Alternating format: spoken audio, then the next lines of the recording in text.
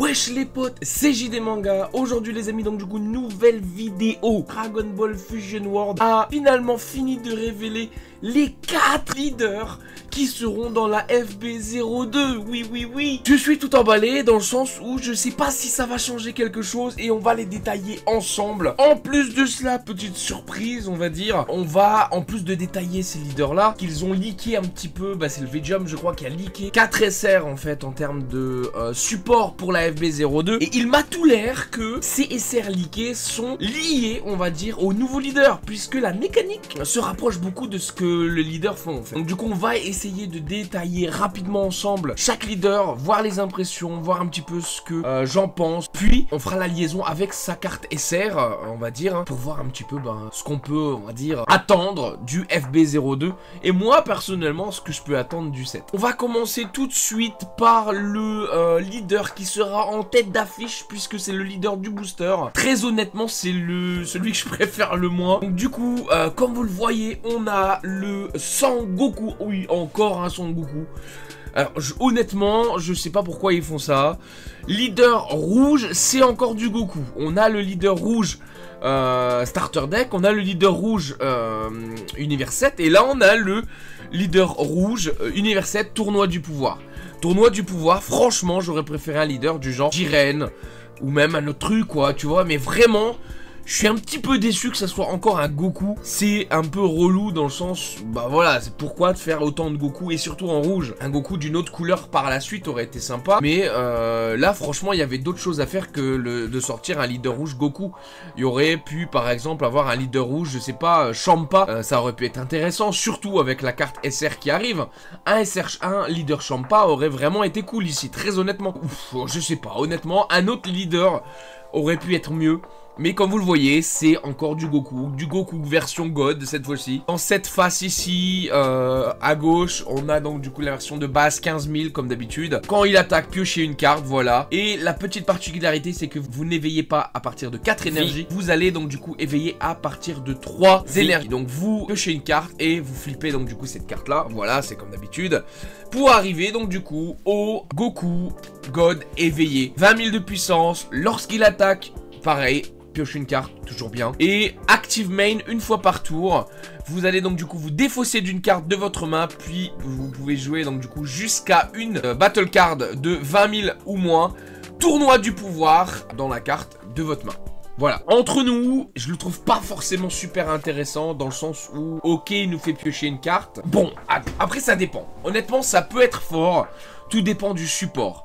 Avec ce qu'on a là à l'heure actuelle, 20 000 ou moins, etc., il y a des petites choses à faire déjà, hein, on va dire ça comme ça.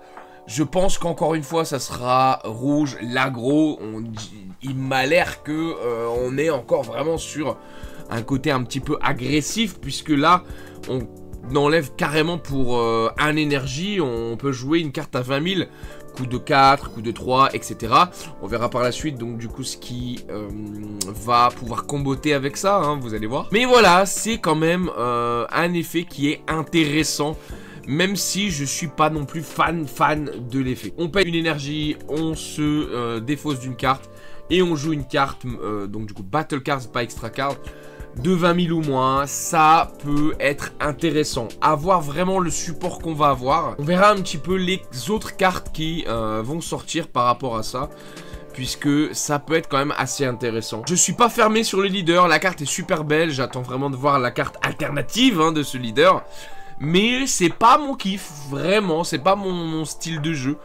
Je vais vous montrer donc du coup tout de suite la carte SR qui donc du coup sera liée à celui-ci. On a donc du coup une Kefla. Alors Kefla, qu'est-ce qu'elle dit 4 pour 20 000. Donc c'est un coup de 4 pour 20 000, ça marche avec le Goku. C'est pour ça que je vous dis ça marchera avec ce leader là. 10 000 de combo, très bien, c'est un bon body hein.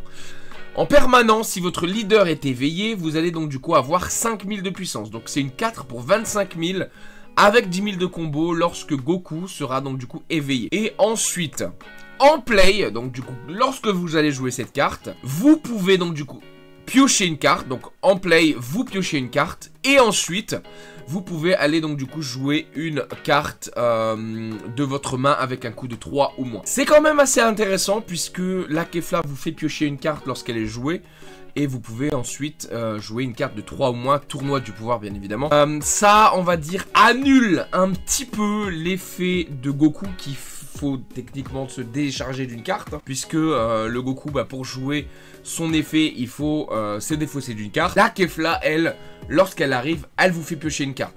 Donc on est au point d'égalité, on va dire, puisque on se défausse pour piocher 1. Et en plus de cela, on va dire, va jouer une autre carte de notre main. Donc bon, c'est intéressant à voir vraiment les autres cartes du set, puisque pour l'instant, entre 3 ou moins dans le rouge, il y a des petites choses, mais je suis pas non plus super convaincu de ce qu'on peut faire avec cela.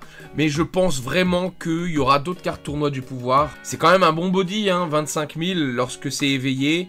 Et en plus de ça, donc du coup on peut piocher une carte, etc. Cette Kefla est bonne. 4 pour 25 000, 10 000 de combo, plus pioche une carte. Dans tous les cas, si on la joue pas avec le Goku, la jouer donc du coup avec Beerus ou Starter Coup par exemple, Goku Blue, un petit peu moins, puisqu'elle bénéficiera pas donc de l'effet de 5000. Mais je pense qu'il y a des choses à faire là-dessus. Cette Kefla, en tout cas, est très intéressante. Jeter ce qui va tomber. Et de toute façon, je vous présenterai les cartes lorsqu'on les connaîtra toutes. Du coup, le leader qui va nous suivre, c'est le leader Cell. Alors, Cell, je suis un petit peu mitigé par rapport au leader. Puisque, bon, je vous le traduis, donc Cell, 15 000 de pioche une carte. Là, on est sur un leader normal en termes d'éveil, puisque c'est 4 ou moins, on pioche une carte, on flip. Et sur sa face, donc du coup, éveillé, déjà, superbe carte, et je suis vraiment impatient de voir son leader alternatif, hein, vraiment. Donc du coup, 20 000, pareil, on pioche une carte lorsqu'on attaque. Et active et main, une fois par tour, si nous sommes à 5 énergies, on peut ajouter jusqu'à une carte d'un coup de 3 ou plus de notre drop en énergie. Bon, déjà, il y a un truc qu'il faut préciser sur cet effet, c'est si on a 5 énergies. C'est pas 5 énergies ou plus, ou c'est pas jusqu'à 5 énergies. Donc c'est vraiment lorsqu'on a 5 énergies, pas plus, pas moins. Ce Cell rajoute donc une carte de 3 ou plus de notre drop à notre énergie. Je me demande comment ça va se jouer. Puisque déjà tu peux... Il y a plein de trucs à dire en fait sur ce Cell. C'est que ce Cell déjà, si tu as 5 énergies, donc pas plus, pas moins. Donc du coup, est-ce que c'est pas le premier leader vert qui ne va pas jouer autour de la rampe? Je pense, très honnêtement. Il y a de grandes chances que vraiment on n'a pas du côté... C'est le premier leader qui ne rampe pas, hein, techniquement, en termes d'efficacité. Ou ce sera le premier leader qui... l'archétype, c'est Android ici, mais bon. Ça sera le leader qui permettra à certaines cartes qui vont être dévoilées plus tard d'être super fortes, mais en bouffant de l'énergie. Alors, je suis perplexe, hein, vraiment. Hein, je me demande ce qu'on va tomber, ce qu'on va avoir. On va certainement avoir un Perfect Cell ou d'autres cartes qui vont certainement dire en jeu, tirer 3 énergies et les envoyer dans la drop. Et rajouter 3 énergies à votre main, imaginez, ça peut être fort. Hein. Imaginez un coup de 8. Oh putain, j'imagine le truc quoi. Imaginez une carte, un boss monster de 8, un peu comme Broly, qui nous dit clairement, en jeu... reprenez 3 cartes de votre énergie dans votre main, peu importe lesquelles. On en vient à un point stratégique à qu'est-ce qu'on place dans notre énergie en début de game pour avoir ces énergies en fin de game lorsqu'on sort le boss monster. Ça peut être super intéressant, hein, très honnêtement. Ouais, franchement, ça peut être intéressant puisque ça ferait que quand on est à 8 d'énergie ou moins ou plus, on joue le boss monster. On redescend à 5, on fait l'effet de Cell, on repart à 6 pour ensuite recommencer donc du coup le boss monster. Surtout avec la SR qui arrive. Ouh, je pense qu'on aura des trucs comme ça, des cartes qui vont bouffer de l'énergie, c'est sûr, pour activer des effets incroyables. Et ça rend le deck vert quand même intéressant. Franchement, il y a de quoi faire. Hein. Ça peut être intéressant. Franchement, je pense que ça peut être intéressant. Et le fait d'avoir ce leader, je pense que la carte qui sortira, la carte qui sortira, devra avoir un Android en termes de leader. Parce que du coup, si par exemple, on a, je sais pas, un Perfect Cell avec l'effet que j'ai dit, hein. Si on l'a par exemple dans Gohan, est-ce que donc du coup ça serait pas un peu trop cheaté par exemple?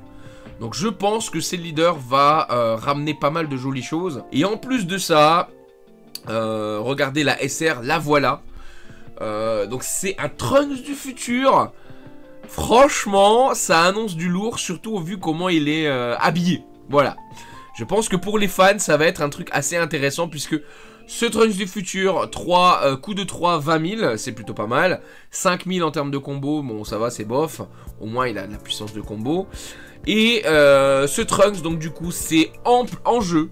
Si vous avez, si on a 5 ou plus d'énergie, on peut mettre la carte du dessus de notre deck dans notre énergie en mode reste. Donc ça rampe, mais ça rampe que lorsqu'on a déjà 5 ou plus. Ça confirme un petit peu ma théorie du je ne joue pas dans la courbe d'énergie habituelle. Pas je joue Destructive Strength en tour 3, que je joue mon Vegeta tour 4 ou tour 2, tour 3, et ensuite mon Goku ou mon Thalès, blablabla. Non, non, non, non, on n'est plus dans la même courbe ici. Là, on est sur une courbe où on a moins d'énergie que d'habitude, techniquement. Là, le tour 3, le coup de 3 Trunks, il n'est pas fait pour être joué au tour 3, il est fait pour être joué en endgame ou en mid-game lorsque on a 5 ou plus, quoi.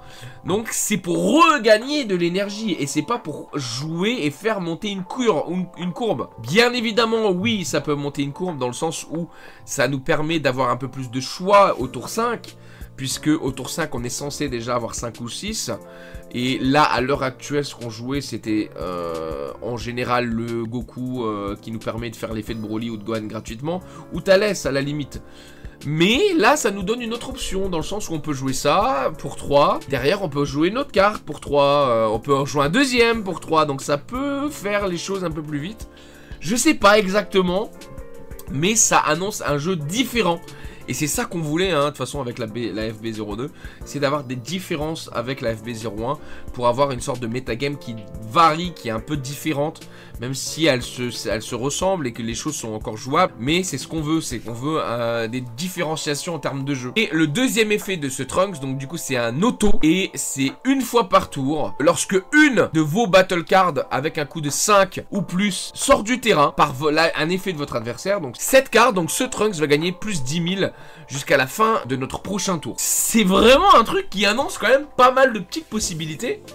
Donc on joue ce Trunks, on rampe de 1, et s'il est encore sur le terrain et qu'on a une carte de 5 ou plus sur notre terrain et qu'elle sort du terrain, peu importe, hein, sortir du terrain, KO, bref, elle sort du terrain, et ben ce Trunks aura 30 000 jusqu'à la fin de notre prochain tour. Donc c'est une bonne carte, c'est une bonne SR. Mais le truc que je me dis, c'est que, regardez, c'est quand même l'artwork où Trunks se vénère quand Gohan crève. Est-ce que ça annoncerait pas quand même un petit Gohan, là, un Gohan futur des familles, tour 5? Et en ce moment, qu'est-ce qu'on a en tour 5? On a les SR qui font double strike. Ou les SR qui font du cri. Des gros SR en tour 5 maintenant, en général. Donc moi, je dis qu'on aura un Mirai Gohan, tour 5, qui va faire une dinguerie. Mais quand je te dis qu'il va faire une dinguerie, c'est qu'il va faire une dinguerie. Ça va être en jeu, vous sortez une ou deux énergies, un truc du genre, et ça va faire des dingueries. Et je pense vraiment que c'est là le but du deck au niveau du sel. C'est Mirai Gohan, je bouffe de l'énergie, je fais un truc de ouf, je crève. Il y a mon Trunks derrière qui va assurer mes arrières. Ah, il y a une dinguerie à faire en fait. Il y a une dinguerie à faire. Et vous voyez un petit peu, c'est le leader qui me hype le plus, mais c'est le leader qui m'intéresse le plus dans le sens où j'ai vraiment envie de voir les mécaniques qui vont y avoir. Surtout parce que je joue vert, et donc là c'est du vert, on parle de vert. Est-ce que je vais switcher pour ce sel? Est-ce que je vais intégrer des cartes vertes à mon deck? Est-ce qu'on va remanier tout ça? Il y a des petites choses à faire. Et là, on va passer les amis au leader jaune. Et on finira donc du coup par bleu. Le leader jaune, Vegeta. Ce leader est certainement le leader qui sera le plus broken dans les sets à venir. Et peut-être pendant ce set. C'est celui, moi, que je préfère. Mais j'ai des grosses attentes là sur le coup. Alors pourquoi? Donc, Vegeta, donc déjà mon personnage préféré. Jaune, 15 000 lorsqu'il attaque, pioche une carte comme d'hab. Et 4 ou moins, on switch et on pioche une carte. Voilà, basique, l'effet, hein. Et dans sa version, donc du coup, éveillé, 20 000, quand ce qu'il attaque, pioche une carte. Et l'effet qui va tout changer, à la fin de votre tour, vous pouvez donc du coup remettre 2 des cartes de notre énergie en actif. C'est-à-dire qu'on finit le tour avec 2 énergies actives. Moi qui ai joué à Dragon Ball Master, lorsque le jeu est sorti tout au début, c'était l'effet du leader le plus broken du jeu. Tellement broken qu'il est banni le truc. C'était vraiment fort. Et parce que le fait de rester avec 2 énergies au moins, 2 énergies actives, voire plus, hein, si on a envie d'en laisser plus, ça permet d'anticiper les attaques adverses. Ça permet de faire nos extra cards malgré tout. On a usé toute notre énergie, on a gardé notre extra card, etc. Ça permet de les faire, ça permet de se défendre, ça permet de faire plein de trucs. Surtout dans jaune, hein, ça permet de KO par exemple des cartes qui sont en mode reste, ça permet de piocher, ça permet de faire tellement de choses que j'adore ce leader, vraiment je l'adore. Je suis pas sûr qu'il sera vraiment effectif là, à la FB02.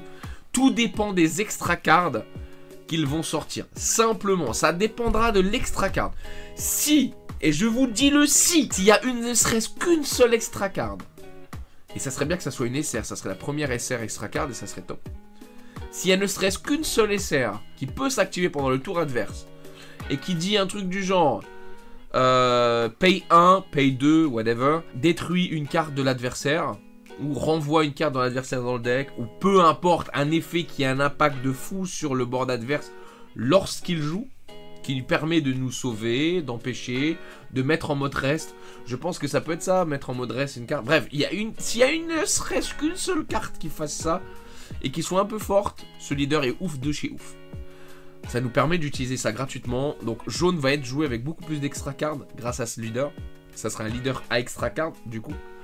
Ou peut-être même qu'on aura des effets de cartes, pourquoi pas jaune, en active battle qui devrait avoir un coup d'énergie. Moi je vois très bien, je sais pas moi, une connerie du genre, hein, un Vegeta, un Goku Blue jaune, qui lors de notre en active battle, lorsque cette carte est attaquée, payer 1, augmenter la puissance de 20 000 ou augmenter la puissance de 10 000, bref, je sais pas, une connerie, tu vois. Mais ça serait fort et ce leader va quand même être fort.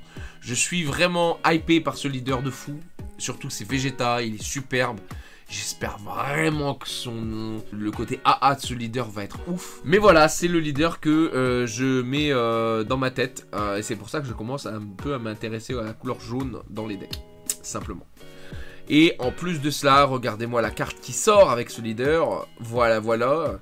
Nous avons donc du coup une Bulma. Et oui, bien évidemment, le leader jaune, du coup, Vegeta. Et là, on a la Bulma SR. Et la Bulma SR qui est une carte absolument incroyable. C'est un playset à avoir en SR. La Bulma en Active Battle. Donc du coup, vous mettez cette carte en mode reste, hein, simplement. Et vous allez donc du coup ajouter une carte de votre vie à votre main. Et ensuite choisir un des effets suivants. Donc déjà c'est un Self-Awakener jaune pour 1. Et les effets suivants, regardez bien. Donc, vous pouvez soit mettre en mode reste une carte avec un coût de 4 ou moins déjà. Ou si vous avez une carte en mode reste avec un coût de 3 ou plus, vous pouvez piocher une carte. Donc cette carte est super versatile. Donc on la joue pour 1. Et lorsqu'il y a une active battle qui se fait, hein, lorsqu'il y a une battle qui se fait, on peut mettre cette carte en mode reste. On peut soit mettre en mode reste une carte de 4 ou moins de l'adversaire. Donc déjà, ça permet de passer les bloqueurs adverses, par exemple. Ça permet de faire moins de combos hein, par rapport à l'adversaire. Ça permet beaucoup de choses. Et ça permet également d'attaquer les cartes adverses également. Ou bien, ça nous permet de faire piocher une carte. Déjà, on self-awaken. Donc c'est une carte de notre main en plus, n'oubliez pas. Et si on a une carte de 3 ou plus sur le terrain, et ben on peut donc du coup piocher par la suite. Donc c'est quand même assez fort. C'est une très très bonne carte. Ça sera certainement avec le Vegeta, etc. Donc c'est quelque chose qui est super fort. Je vous le dis tout de suite, c'est une carte qu'il faut récupérer à 4 exemplaires. Donc essayez de l'avoir, vous verrez, c'est une carte de fou. Self-Awakener, tour 1, tour 2, vous pouvez taper avec votre leader, vous pouvez activer l'effet de Bulma, vous pouvez mettre en mode reste, vous pouvez retaper avec une autre carte. Bref, il y a tellement de trucs à faire les amis avec cette carte et ça fait plaisir, c'est ce que je voulais, voilà. Et le dernier des leaders, et pas moindre, bien évidemment, nous avons ici Zamasu, version fusionnée. Bon, c'est le leader, le deuxième, on va dire, où je suis vraiment, on va dire, dans l'expectation, ou bien l'expectative, je sais plus comment ça se dit, hein, vous me corrigerez dans les commentaires. On va le dire, 15 000, pioche une carte lorsqu'il attaque, et c'est pareil que le Goku, c'est lorsque vous avez 3 ou moins, vous pouvez éveiller, piocher, et donc du coup piocher une carte. 3 ou moins déjà.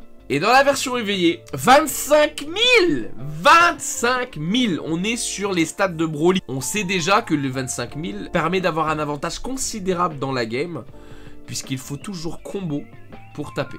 Quasiment avec le leader, par exemple.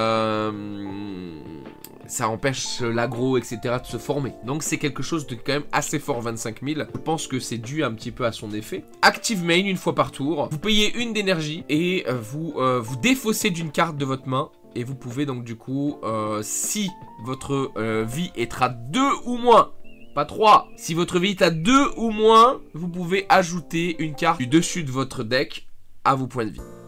Donc je répète, active main une fois par tour pour 1 d'énergie. On se défausse d'une carte si on est à 2 ou moins d'énergie. Et on peut rajouter la carte du dessus de notre deck dans notre énergie. Bon.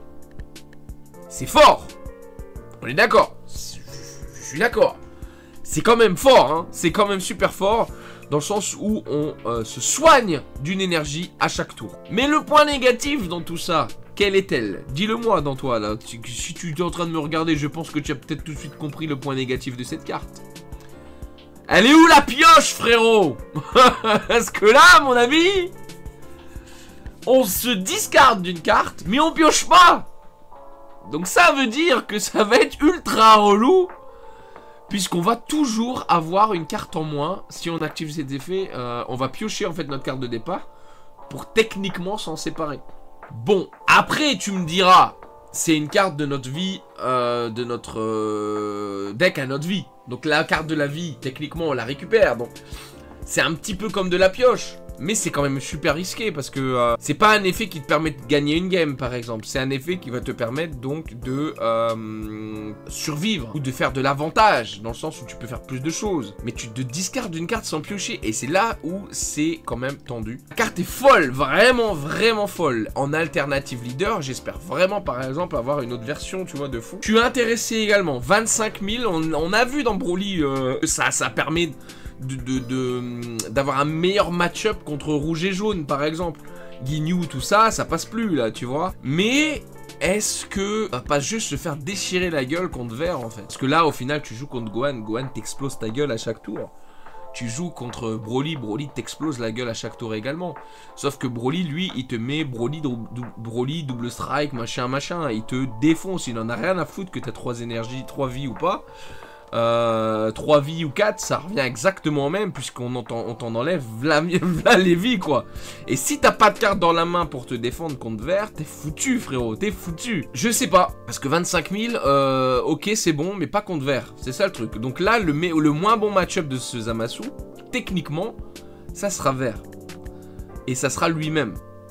Donc bon, après tu me diras, chaque couleur a plus ou moins un mauvais match-up contre 2 couleurs. Est-ce que ça va vraiment être bon? Est-ce que ce gata il va... Et j'attends le support en fait, là on peut vraiment rien dire. Ok, bleu et je pense la couleur qui pioche le plus, qui recycle le plus. Pilaf, Final Slash Hope, bref, il y a Gotenks. On a du recyclage avec bleu, c'est ça que je m'inquiète pas trop. Et je pense que ce Zamas va être joué peut-être également avec Rosé, etc. pour le tour 6, pourquoi pas. Mais bon, c'est quand même un peu risqué. Je pense que le but de ce deck, c'est de stacker les cartes dans la main, hein, et c'est pas d'être à 7 ou moins, du coup, cette fois-ci. Mais à 25 000, là, il faut y aller, quoi. Donc vraiment... ça annonce un peu plus d'agressivité, puisqu'on est sur du 25 000 en termes de body. J'espère vraiment que ça sera... On va avoir du bleu qui sera fort. Un Gata et Zamasu qui... Ouais, franchement, j'espère vraiment avoir un Zamasu qui soit monstrueux, quoi. T7, T8. Qui puisse rivaliser avec Broly. Simplement, j'espère ça. Et on verra, quoi, on verra. Sachant que la carte SR qui a été révélée, c'est celle qui pour moi match le moins avec le leader. Comme vous le voyez, on a donc du coup ici un Zamasu qui a donc du coup deux effets. Alors, déjà on est sur du 2 pour 20 000, c'est très bonne stat, hein, franchement 2 pour 20 000, il n'y a rien à dire, c'est comme une vanilla de toute façon dans tous les cas. Donc c'est une très bonne carte. On a un permanent ici au niveau du Zamasu qui est cette carte ne peut pas être en français comment dire removed by skills. Donc cette carte ne peut pas être retirée du terrain. Voilà, retirée du terrain par un effet de votre adversaire. Donc elle peut pas être KO et elle peut pas être renvoyée du terrain à la main, du terrain au deck, etc. Elle peut être mise en mode rest, c'est pas affecté par les cartes de l'adversaire, c'est pas être removed. Donc elle peut être mise en mode rest et elle peut être minus, elle peut être affectée par les effets rouges qui enlèvent du pouvoir. Donc c'est les deux moyens pour gérer cette carte, c'est soit de la minus, soit de la mettre en mode rest et de la taper. Le deuxième effet de ce Zamasu, lorsque ce Zamasu attaque, vous défaussez d'une carte pour piocher une carte. C'est bien, mais l'effet inverse aurait quand même été mieux, hein, parce que en vert on a pour 2 20 000, on a vous piochez une carte et vous défaussez d'une carte. C'est plutôt mieux, parce que tu peux défausser la carte que tu as piochée par exemple. Parce que si tu te défausses d'une carte et que derrière, bah, tu pioches quelque chose de moins bien, bon, ça te fout un peu le seum. Mais là, c'est l'effet de Gatai. Lorsque tu attaques, tu te défausses pour piocher un. Donc, il faut vraiment faire attention à ce qu'on défausse, puisque, bah voilà quoi, ça va être quand même assez important par la suite. Je pense que ce Zamasu est celui qui combote le moins avec le leader, hein, comme je vous l'ai dit. À moins que le leader est vraiment fait pour être joué pareil. Quand j'y pense, peut-être qu'on aura un système de fusion du coup, peut-être. Peut-être qu'on va avoir un système de fusion du coup, avec un gros boss monster, avec un Zamasu et un Rosé. Peut-être, ça sera peut-être l'arrivée des premières fusions. Parce que quand au final tu vois l'effet de cette carte, pourquoi on la jouerait dans Zamasu en fait? Pourquoi on le jouerait avec le leader Zamasu? Là c'est plutôt pour jouer avec Rosé, on est d'accord, pour garantir le tour 4, tu peux le jouer dans Rosé. Mais jusqu'à présent, les 3 cartes qu'on a vues, ce sont des cartes qui vraiment combotent avec le leader. Donc pourquoi cette carte comboterait avec le leader, si ce n'est que on doit la garder sur le terrain pour pouvoir faire une fusion d'un boss monster. Surtout qu'on a des cartes qui sont venues, qui ont l'effet Potara, etc. On a les végétaux, machin, mais il y a peut-être quoi faire ici. Je me dis que... Bon, on verra par la suite. En tout cas, j'espère que vous avez été hypé pareil que moi au niveau de ces cartes. Hein, vraiment, très intéressant. Dites-moi dans les commentaires quel est le leader qui vous intéresse le plus pour cette FB02. Moi, personnellement, c'est Vegeta SL. Je suis très hypé par Vegeta, même si c'est pour la suite du jeu. Et je suis très intéressé par celle qui me trouble un petit peu et je me demande comment ça sera les mécaniques. Et surtout si on a un Mirai Gohan, moi je prends quoi. Voilà, dis-moi tout ça dans les commentaires. Ça serait cool un petit peu d'échanger ce qu'on pense par rapport au jeu. Et si tu as apprécié la vidéo, n'oublie pas le pouce bleu, le commentaire. Abonne-toi s'il te plaît, toi derrière ta caméra, si tu n'es pas abonné. Regarde si tu es abonné là, juste en dessous, là, juste là, tu vois. Est-ce que tu es abonné? Non? Abonne-toi, mets des petites cloches. Tu vois, tu t'abonnes, tu mets la cloche, tu auras plus de vidéos de ce genre-là, tu auras les lives, etc. Qui te permettront d'avoir de meilleures connaissances sur le jeu et devenir un boss du game et de gagner beaucoup de cartes promotionnelles. Si tu joues, bien évidemment. Non, mais ça me ferait plaisir parce que je crois que c'est plus de 60% des personnes qui me regardent sont pas abonnées et c'est un truc de fou. Puisque on a quand même de très bonnes statistiques sur les jeux, sur le jeu.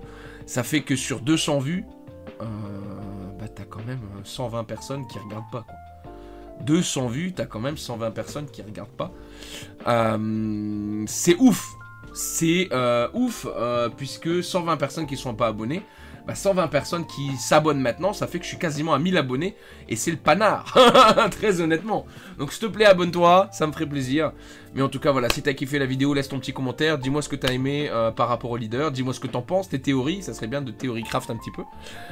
Puis voilà, moi je te dis à la prochaine pour une nouvelle vidéo. C'était JDManga. Salut les potes!